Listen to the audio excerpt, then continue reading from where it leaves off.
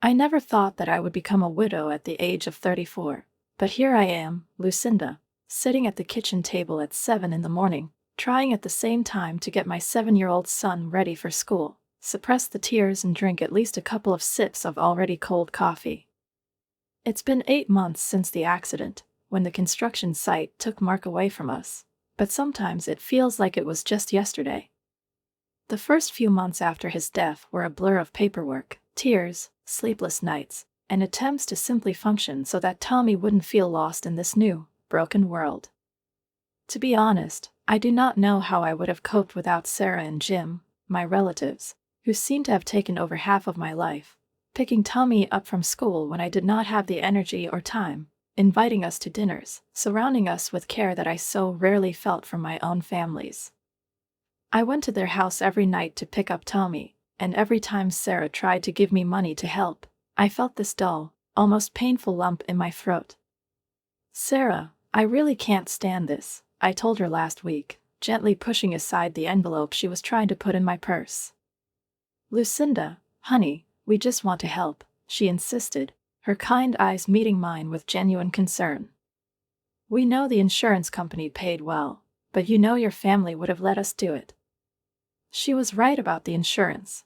The company paid out $300,000 after Mark's death, and we had no financial problems between that and my job as a marketing manager. But it wasn't about the money, it was about what Sarah and Jim did for us, not out of pity, but out of love, which I missed so much in my own family. If only my parents had been half as supportive as Sarah and Jim were. Mom and Dad always made it clear that my older sister Rachel was their golden child, their pride, their standard, and now they have extended the same preference to her children, completely ignoring Tommy. Last weekend was a vivid confirmation of this.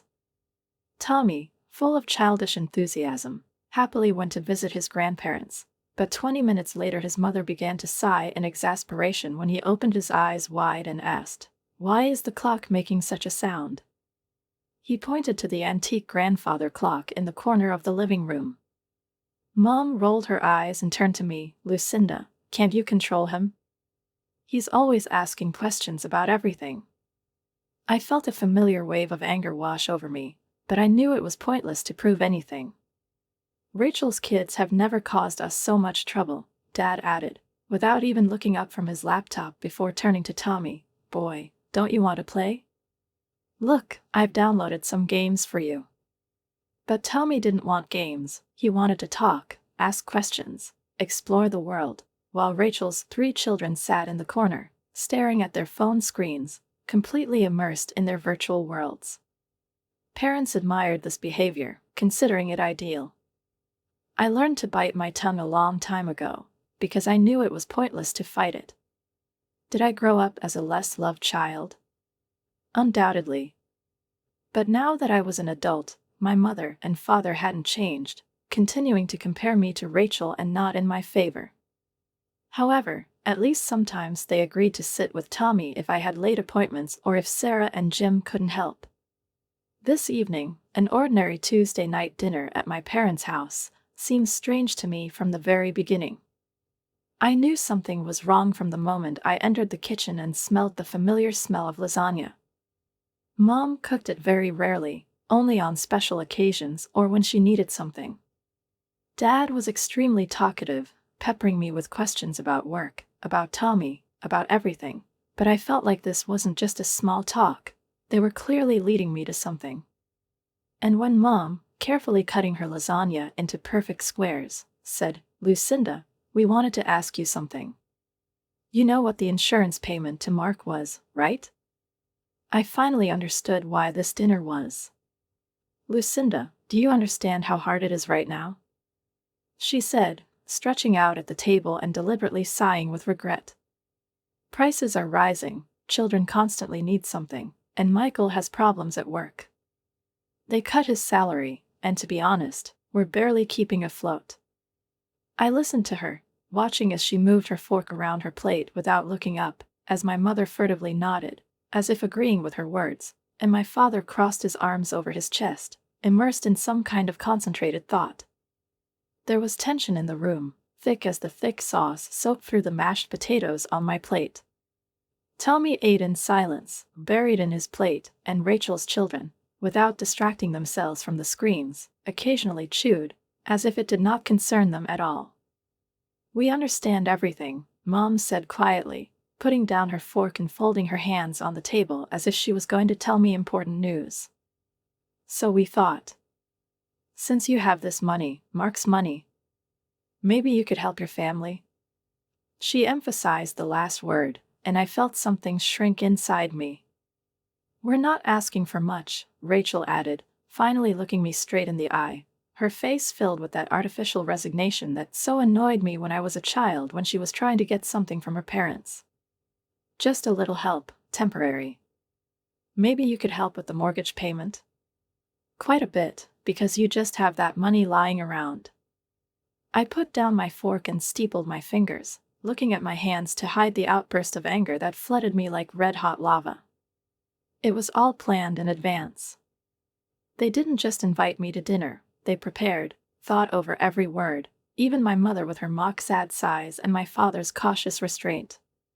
They waited for time, waited for the moment when everything would settle down after the last dinner, pretended that nothing had happened, and now they sat down at this table again, hoping that I would succumb to their pressure. "I already told you," my voice sounded flat, but there was steel in it. "The money is invested. They're meant for Tommy, for his future. I'm not going to spend it." The father exhaled heavily and leaned back in his chair, crossing his arms.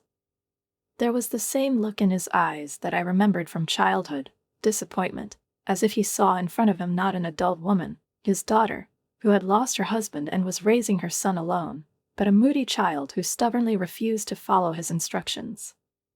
"You're being selfish, Lucinda," he said, shaking his head.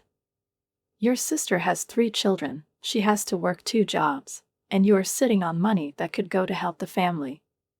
"Your family." "My family?" I finally looked at him. "Mark was my family, and now it's Tommy. You've never considered us part of your family unless it was convenient for you. You've always helped Rachel. You bought her a house, paid for her wedding, and constantly got her out of trouble, but when Mark died, when I really needed support, you gave me nothing but condemnation. And now that I have money, you suddenly decide to remember that I am also your daughter. How convenient." Mom pressed her lips together, and Rachel bowed her head, pretending to be embarrassed, but I knew her too well. This was another attempt to look like a victim. My father sighed again, but this time he didn't say anything. He has already realized that I will not give in. "We just thought you'd understand what a family is," Mom said coldly, looking down at the table. "But you seem to be too self-centered." I nodded, feeling like something was breaking inside. "They will never change. They will never see me as an equal. They'll never understand that I don't have to live by their rules, that I don't have to give what I need." "Thanks for dinner," I said, getting up from the table. "Tommy, let's go." He stood up silently, feeling the tension in the air, and without saying a word, he came up to me. When we left the house and I slammed the door behind me, I suddenly felt better. I didn't have to prove anything to them anymore. I noticed how December crept up unnoticed, permeating the air with cold, penetrating through the windows even on the warmest evenings. The streets were already decorated with lights, and the supermarkets were filled with the aromas of cinnamon and pine needles, but for me it was all just a background that brought no joy. Tommy got the idea to write a letter to Santa, and of course I supported his enthusiasm, watching him carefully write letters on a piece of paper, telling me about his desire to get a telescope. His curiosity about the stars, about what lies beyond our planet, grew every day, and I saw delight flash in his eyes with every new book he read about space. "Mom, have you ever seen the rings of Saturn?" "What is it?" he asked one evening, when we were sitting on the couch, wrapped in a blanket.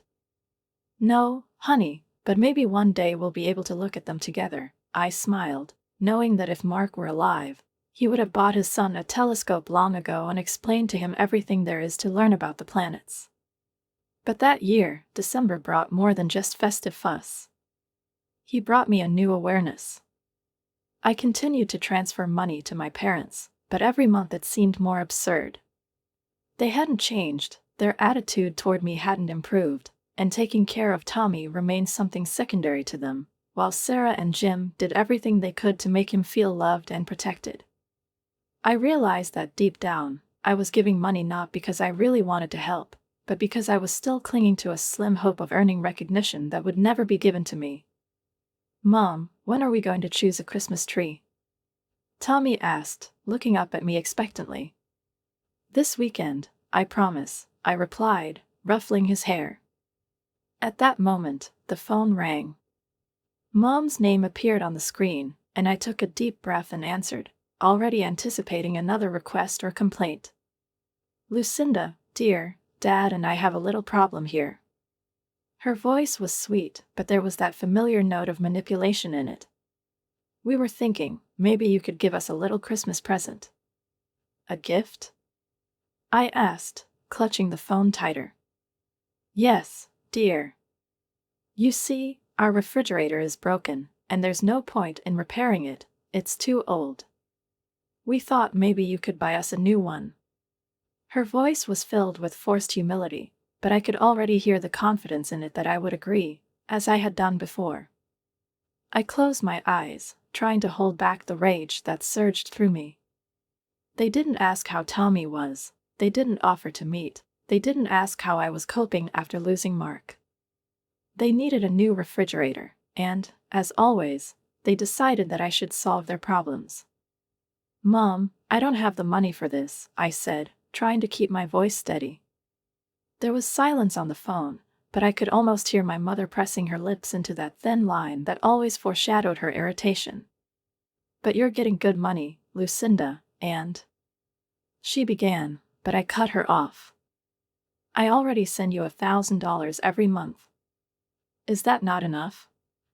"Well, of course, dear, but—" her voice became quieter, as if she was searching for the right words. "It's just that we have a lot of expenses this month." I felt something finally break inside me. "I'm not sending you any more money," I said, and this time my voice was firm. "What?" There was genuine surprise in Mom's voice, followed immediately by indignation. "You heard me, Mom. I'm tired. I'm tired of sending you money every month, tired of listening to you complain, tired of the fact that my money is more important to you than my son. I'm not going to be your ATM anymore. Lucinda, you can't do this to us." Her voice was trembling with indignation. "We are your parents, we have always tried our best for you." I grinned, even though there were tears in my eyes. "Really? Then tell me, when was the last time you called just to find out how we were doing? When did you offer to help with Tommy without excuses? When was the last time you acted like a mom instead of someone who needed money?" There was silence on the line. "I knew it," I said, sighing.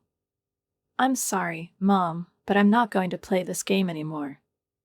I pressed end call before she could answer, and closed my eyes, feeling the tension slowly drain from me. "Mom?" Tommy's voice brought me out of my stupor. I opened my eyes and saw him staring at me intently. "It's okay, baby," I said, smiling tightly. He didn't ask, but I could see that he understood something, caught something in my voice, in my expression. "Then let's write a letter to Santa tomorrow," he suggested, smiling. I nodded, feeling warmth spreading in my chest. "Come on," I said, pulling him to me. I was no longer going to waste my life on those who had never spent it on me. "Oh, Lucinda, dear." Mom immediately jumped up to me with the same joyful smile that usually appeared when she was trying to hide something unpleasant. "I'm so glad you came. Come on, undress, everyone's already gathering in the living room." I didn't budge. My fingers gripped the handles of the gift bag so tightly that my knuckles turned white, but I didn't even realize it. All my attention was focused on the living room, to the children laughing merrily, to the parents who looked at them with smiles, to the sweets flashing in their hands, to the postcards and wrapping paper torn in impatience. It wasn't just a family Christmas. It was a celebration full of joy, children's laughter, and an atmosphere that should have been for everyone, but not for Tommy. I thought it was an adult-only party. My voice was too low, but there was tension in it that Mom didn't seem to want to notice. "Oh, well." She waved her hand as if dismissing my words. "We just changed our plans a little bit, you know.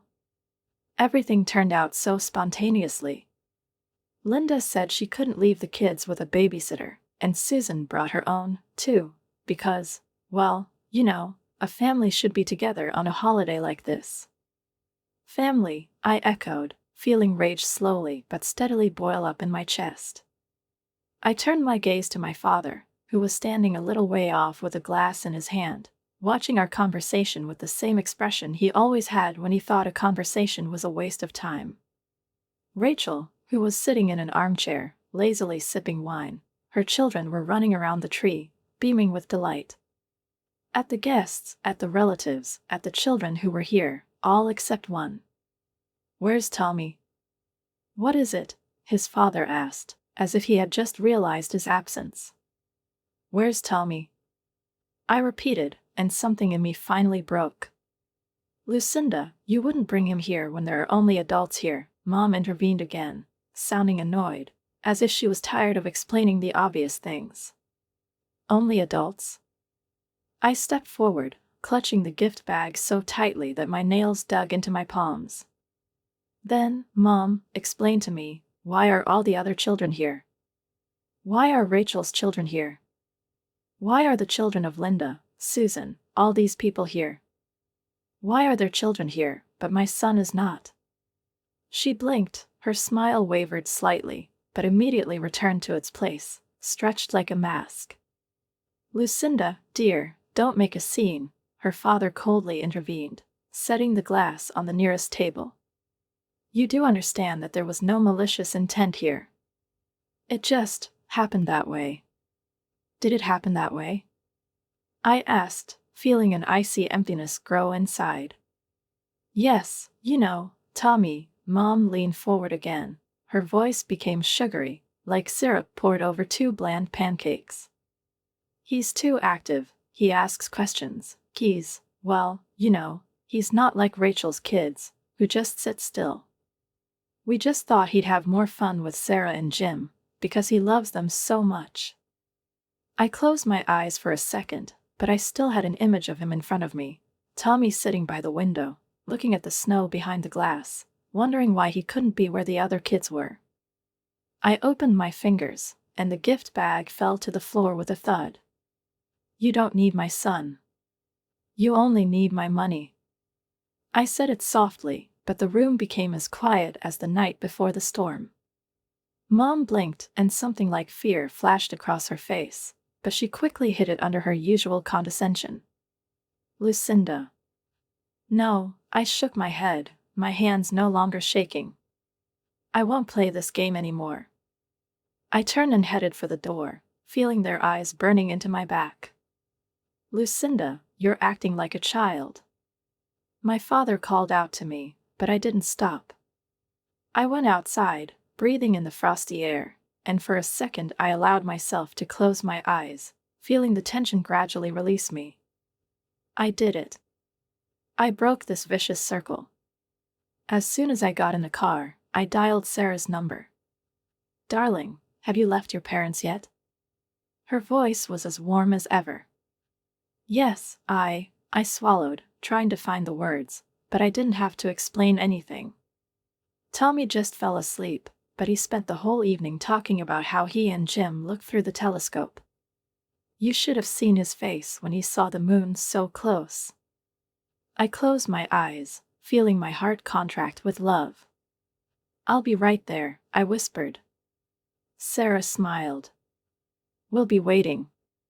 I started the car, taking one last look at the lighted windows of my parents' house, when my family was celebrating Christmas without us. But I knew that the real Christmas was waiting for me in a completely different place. I opened my fingers and the gift bag fell to the floor with a soft rustle, but I didn't care. The feeling of emptiness that had spread through me from the moment I entered this house was replaced by a clear, tangible realization. I was held here only by a sense of duty, nurtured over the years, but not by love, not by support, not by a real family. They weren't waiting for me. They were waiting for my money, my gifts, my silent submission. They didn't need Tommy, they didn't need my presence. They just needed my participation in their carefully thought out, convenient picture. Mom didn't even look up, expecting me to pick up the gifts and dutifully put them under the tree, as if my indignation, my pain, my anger were insignificant, childish whims that could be ignored. But I was no longer the little girl who sought her approval.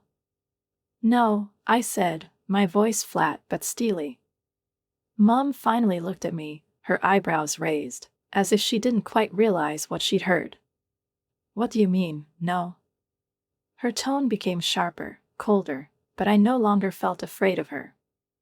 "That means I won't leave any presents here. That means I'm taking them with me. That means I'm leaving." I bent down, picked up the bag, and turned to leave, feeling the room sink into tense silence behind me. The footsteps echoed in my head, but I walked confidently, resolutely, in a way I had never walked before. "Lucinda, don't be a child," my father exclaimed, his voice full of annoyance, but I didn't even stop. "Oh, for God's sake," Rachel muttered, but I didn't let myself be tempted to look in her direction. "Lucinda, come back, don't make a scene," Mom shouted, and for the first time there was something like real concern in her voice. But I had already opened the door, breathed in the frosty air that filled my lungs, and took a step outside. I didn't belong in this house anymore. I no longer belonged to this family. The road back to Sarah and Jim's was covered with a light coating of snow, and the headlights picked out the falling flakes from the darkness, which melted as they barely touched the windshield.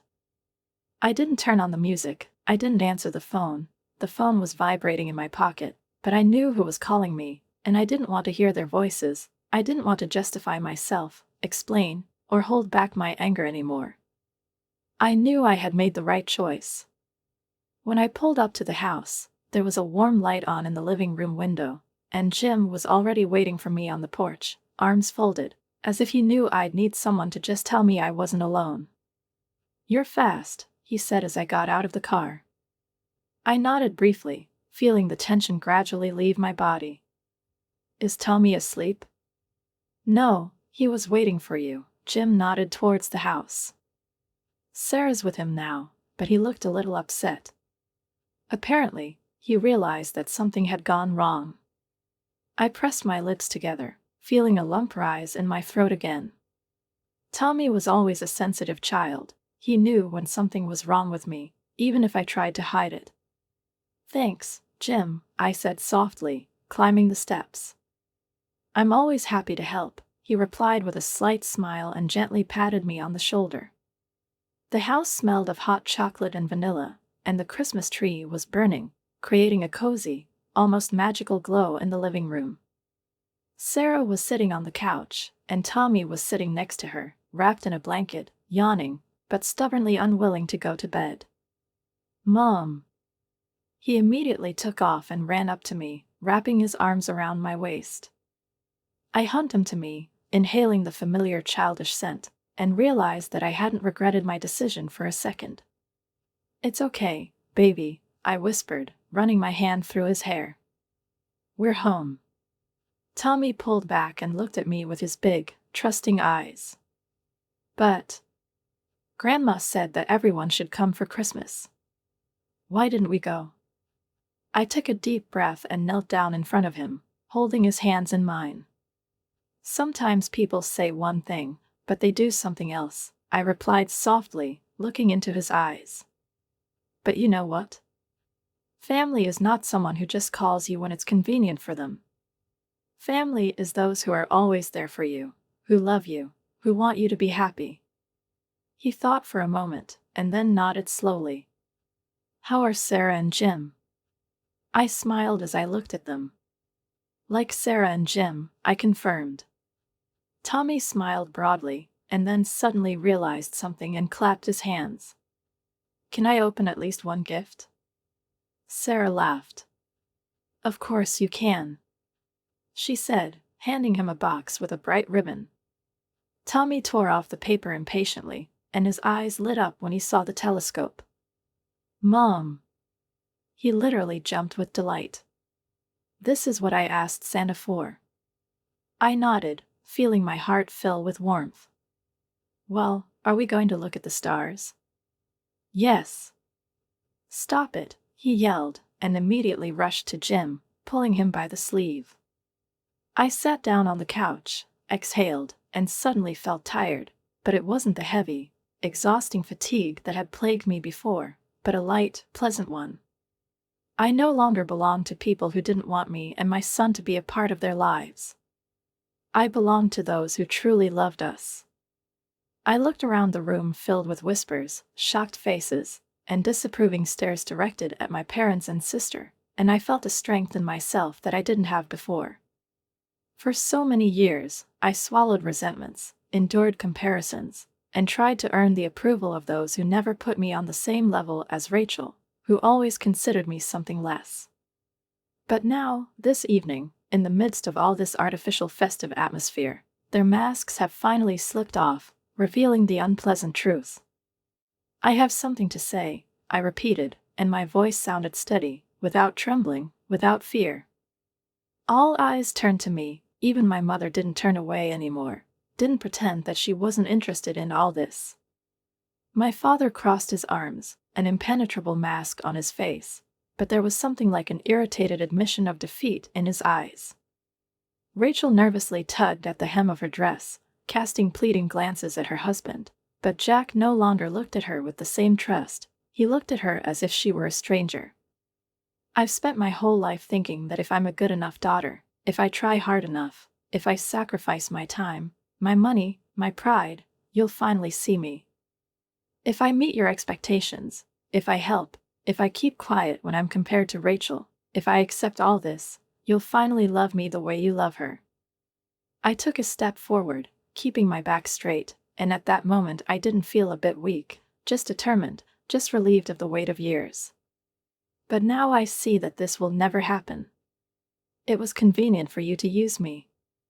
It's convenient to take my money, it's convenient to watch how I get out, how I agree, how I give in. You were comfortable until I started asking questions, until I started doubting. You were comfortable as long as I was silent. Mom opened her mouth, but I didn't let her get a word in. You not only lied to me, Mom, you expelled my son. My only child, your grandson. And she did it so easily that she didn't even consider it necessary to apologize. As if this is normal. As if it were natural. It's like my son isn't part of this family. She flushed and her lips trembled, but I didn't care. I've given you so much money, so much time, so many attempts to establish a relationship that I can't even count it anymore. And I got this in return. I pulled my phone out of my pocket, quickly opened the banking application and, without taking my eyes off my parents, canceled the monthly payment that had been regularly deposited into their account for several years. That was the last time, I said softly, but my words sounded louder than any scream. Voices began to rustle somewhere to the side. Someone sucked in a sharp breath. Someone, perhaps for the first time that evening, realized how far things had gone. I heard Jack ask Rachel sharply, "Did you lie to me too? We've been bouncing from one account to another for months, and you haven't even tried to tell me the truth?" "Jack, please." Her voice was pathetic, but he wasn't listening to her anymore. And I looked at my parents, at their cold, petrified faces, and I knew they wouldn't try to apologize. They won't say they're sorry. They will never admit their mistake. "I'm leaving," I announced, once again clutching the bag of gifts that I brought, but which they didn't deserve. And this time, forever. Turning around, I took a step towards the door, and not a single person in this room dared to stop me. I spent these days in a way I had never allowed myself before, without feeling heavy on my shoulders, without constant internal tension, without thinking that I owed someone something. Tommy and I sledged down the hill behind Sarah and Jim's house, made snowmen, watched movies, drank hot chocolate, and laughed in a way I hadn't laughed in years. Tommy was happy, and I was happy with him. I noticed how my gait had changed. I no longer slouched, did not lower my gaze when talking, and did not expect the condemnation that was always in the air when I was with my parents. There was no longer any need to prove that I was worthy of their love. I finally stopped looking for approval where it had never been. My phone kept vibrating with new messages, but I didn't open them anymore. Mom, Dad, Rachel, they took turns trying different tactics. At first, there were pathetic attempts to apologize, filled with cliched phrases about family and forgiveness. Then the accusations began, saying that I had betrayed my family, that I was letting resentment destroy everything we had. Then there were more pleading requests for a meeting, but I didn't respond. They lost me the very moment they excluded Tommy from Christmas. But on New Year's Eve, something happened that I did not expect. Sarah and Jim invited us to celebrate the holiday at their house, and I gladly agreed. We were good together, cozy, calm, without falsehoods and manipulations. Tommy was helping Jim pour hot cider, and I was setting the table when the doorbell rang. I wasn't expecting anyone but their neighbors, so when I opened the door, I froze for a moment. Jack was standing in the doorway. He looked tired, haggard, but there was more than just fatigue in his eyes, realization, disappointment, some kind of quiet understanding that he had been dragged into a lie that had destroyed his family. Lucinda, he said softly before I could say anything. I know I shouldn't have come unannounced, but can we talk? I looked at him, and different feelings were fighting in me. After all, he was my son-in-law. He was part of this whole situation, part of the family that had been using me for so long. But I also knew that he had been tricked too. Come on in, I nodded, taking a step back. Jack came inside, looking around awkwardly as I led him into the living room. Sarah looked at him curiously, but didn't say anything, just nodded and led Tommy into the kitchen. I sat down in the armchair opposite. Jack sank down on the sofa, folding his hands into a lock, as if he was going to say something important. I was an idiot, he began, slowly shaking his head. I had no idea that Rachel had been lying to me all this time. I didn't know that she hadn't sent anything to her parents, that you were the only one who supported them. I didn't answer, just let him talk. When I took the kids and went to my parents for Christmas, for the first time in a long time I was able to think, calmly, without pressure, without her constant excuses. And I realized that you were right. He looked up at me, and there was no habitual confidence in him, only sincere regret. I do not know if I can forgive Rachel for this. Not for lying, but for the way she treated you, Tommy, for how easily she let her family reject you. I tried to talk to your parents, but they... He ran a tired hand over his face. They don't understand anything, or they don't want to understand. I smiled bitterly, shaking my head. They'll never admit their mistake, Jack. To them, I've always been different from Rachel. It has always been insufficient. He was silent for a long time, and then nodded. I know. I looked at him, and for the first time in a long time, I didn't feel any hostility towards him. Jack took a deep breath, steepling his fingers. I don't know yet. I think I need to deal with this, with her, with our relationship. But that's not the only reason I came. I raised my eyebrows questioningly. I mean, if you ever need anything, if Tommy needs anything, you can always come to me. You may not consider yourself a part of that family anymore, but you've always been a good sister to me. Much better than Rachel. I blinked in surprise, not knowing what to say. Thanks, Jack. He nodded, then stood up. I have to go. Thank you for listening. I walked him to the door, watching him walk down the snowy path to the car, and felt something slowly release inside. Maybe all was not lost. Maybe not everyone from that family was like my parents and Rachel. When I returned to the living room, Sarah handed me a glass of champagne with a smile. "Is everything okay?" I sighed, feeling a lightness I hadn't felt in a long time. "Yes," I said, looking at Tommy, who was laughing while playing with Jim. "Now, yes." I raised my glass and we clinked glasses, celebrating the year that changed everything. Life had finally found a shape that I was comfortable with. Now there was no room for lies, manipulation, and constant attempts to prove my worth to those who had never truly appreciated me. Instead, there were people who genuinely cared about us, and I began to understand that family is not those with whom you are connected by blood, but those who choose you every day, who support you unconditionally, who rejoice in your successes and accept you for who you are. Tommy blossomed, surrounded by love and attention. He no longer tried to please his grandparents, who always looked at him as an overly curious child, and did not expect their rare and insincere praises. Now he knew that his questions were important, that his interests mattered, that he didn't have to change in order for someone to accept him. Sarah and Jim became real grandparents to him, and every day I saw their bond grow stronger, becoming stronger than any formal family relationship. As time passed, winter turned to spring, and then summer. We spent our days walking in the park, having picnics with Aunt Caroline and her family, traveling to small towns that I hadn't even thought about before, because all my energy was spent trying to please people who didn't deserve a minute of my time. Tommy became more and more interested in science, and his childhood fascination with the world began to grow into a real desire to explore it. He could sit for hours with books, reading interesting facts aloud, and then immediately run outside to test something in practice. Jim was happy to help him build models of volcanoes and understand the mechanics of the starry sky, and Sarah gasped in delight every time Tommy told her something new that he had learned at school or from books. And I was breathing. I no longer felt the weight on my shoulders. I no longer waited for calls that would only bring disappointment. I no longer allowed myself to delve into those painful memories that used to hold me in a vice. Of course, the past hadn't disappeared, but it no longer had any power over me.